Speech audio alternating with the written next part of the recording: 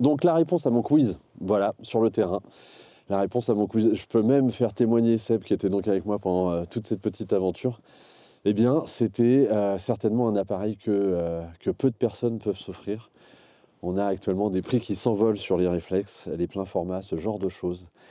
Et donc, par exemple, un petit Hasselblad, ça vaut entre 12 000 et 16 000 euros, ce qui est aberrant. Eh bien oui, pour l'occasion, eh ben, j'ai utilisé, tout simplement, je vous montre, eh ben, un smartphone. Voilà, tout simplement.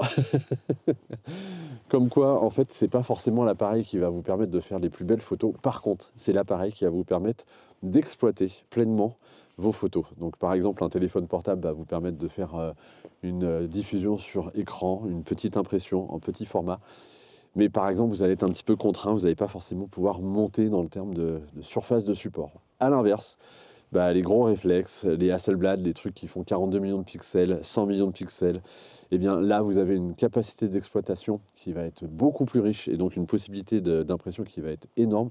Mais aussi, et pour l'instant, les smartphones n'en sont pas encore là, mais je pense qu'un jour, ça sera le cas, une richesse colorimétrique sur une simple prise de vue qui va être présente voilà, sur tout ce qui va être réflexe, plein format, ce genre de choses. Là, sur le smartphone, je me suis efforcé, et c'était obligatoire, de faire du bracketing pour augmenter ma richesse colorimétrique et logiquement me permettre d'avoir un editing intéressant pour avoir toutes les nuances, tous ces petits dégradés avec énormément d'informations pour avoir quelque chose de souple et non pas un petit peu de cranté. Voilà, ça c'était la petite astuce.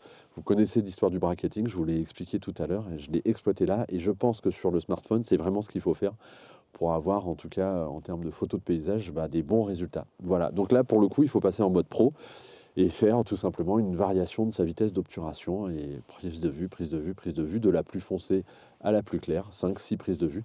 Et normalement, une fois que vous avez ça, vous avez votre matière pour aboutir à de belles photos. Voilà, c'était l'astuce du jour. Donc avec un appareil qu'on a tous aujourd'hui dans la poche, en sachant que là, ce smartphone-là est loin d'être hyper performant. Je vais peut-être essayer de voir pour contacter une marque qui fait des smartphones qui sont vraiment orientés photo, pour voir vraiment qu'est-ce qu'on peut aboutir avec ce type de matériel. Voilà, vous avez la réponse. À très bientôt. Bye bye.